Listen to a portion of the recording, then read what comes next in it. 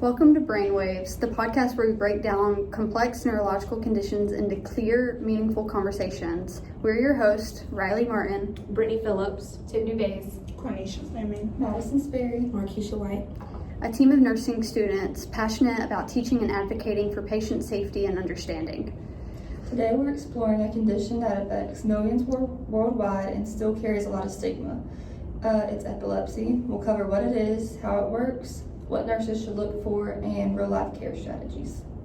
By the end of this episode, you'll have a solid grasp on epilepsy and the essential nursing responsibilities involved. So let's get into it. Epilepsy is a chronic neurological disorder defined by recurrent, unprovoked seizures. A person is usually diagnosed after 2 or more seizures that aren't caused by things like low blood sugar, drugs, or fever. It's extremely common. Around 50 million people globally live with epilepsy, and in the U.S., about 1 in 26 people will develop it at some point in their lifetime. Epilepsy can occur in anyone, but it is especially common in children and due to the developmental factors, and older adults, often related to strokes or neurological degenerative changes. So what actually causes a seizure? In a normal brain, neurons fire in organized patterns, but in epilepsy, groups of neurons become hyper-excitable and start firing too quickly and uncontrollably. This usually involves a neurotransmitter imbalance, too much excitatory glutamate, and not enough inhibitory GABA. The result is a burst of electrical activity that spreads across the brain. A specific region where the abnormal firing begins is called the seizure focus. Depending on where it spreads, the person may have a focal seizure or a generalized one. Seizures can look very different from person to person. The most well-known type is the tonic-clonic seizure, where the person stiffens, jerks, loses consciousness, and often enters a confused phase afterwards. But there are many other types. Absent seizures, often seen in children, involve blank staring for a few seconds.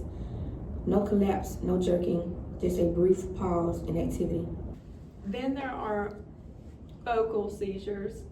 In focal awareness seizures, a person stays conscious but might experience deja vu, tingling, odd smells, or sudden emotional changes. In focal impairment awareness seizures, consciousness is altered and the person may perform repetitive movements like picking at their clothes or lip smacking. Afterward, the postitical phase can include fatigue, headache, confusion, or temporary speech problems. Several factors raise the risk of epilepsy. These include family history, traumatic brain injury, infections like meningitis, stroke, developmental conditions, brain tumors, and sometimes substance withdrawal. Some causes can't be prevented, but we can reduce risk by preventing head injuries, managing blood pressure, getting vaccinated, avoiding excessive alcohol, and ensuring good prenatal care. Lifestyle factors matters too. Sleep deprivation, high stress can trigger seizures in people already diagnosed. When someone has a seizure, one of the most important tests is the EEG. It records electrical activity in the brain. EEGs may show spike and wave patterns, sharp waves, and focal spikes that help pinpoint seizure types and location. Imaging like MRI or CT scans help identify structural causes, tumors, lesions, scarring, or bleeding. Blood tests check for things like low sodium or infection that may cause or contribute to seizures. In more complex cases, video EEG monitoring is used to watch a seizure happen while recording the brain waves. Nursing care during a seizure focuses on one thing: safety. During a seizure, we turn the patient to their side to protect the airway, clear the area of hazards, pad the side rails, loosen tight clothing, and most importantly, we never restrain them and never put anything in their mouth.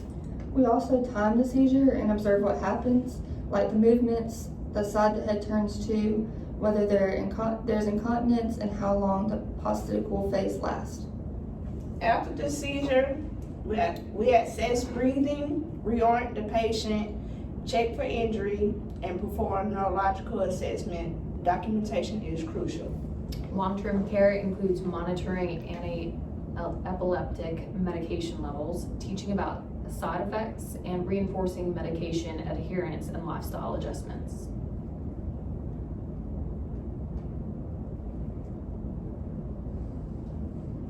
Medication adherence is a major part of epilepsy management.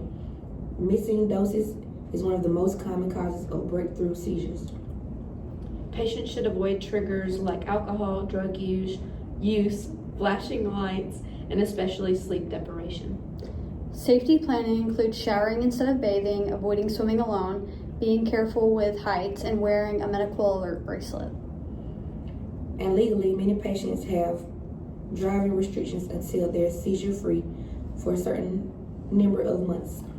Families should know when to call 911, especially if a seizure lasts longer than 5 minutes or is repeated without full recovery. Let's look at a real example. John, a 24-year-old college student, is brought to the ER after a generalized tonic-clonic seizure. His roommate says he stayed up all night studying and drank several energy drinks. In the ER, John is confused, has a tongue bite on one side, and his blood work shows low sodium. His EEG shows generalized spike wave activity, but his MRI is normal.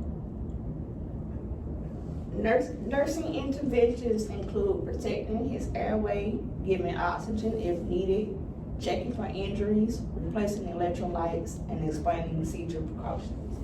Education focuses on the importance of sleep, hydration, limiting caffeine, and recognizing early warning signs.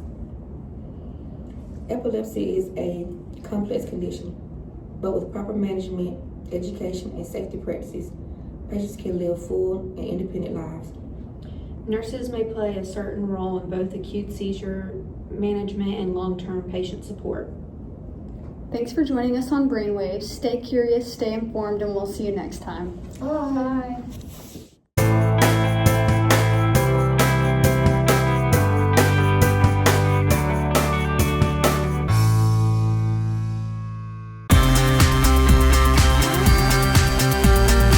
Brainwaves, the podcast where we break down a neurological Oh my god. Sentence. Okay. A little bit more her way. Oh, it's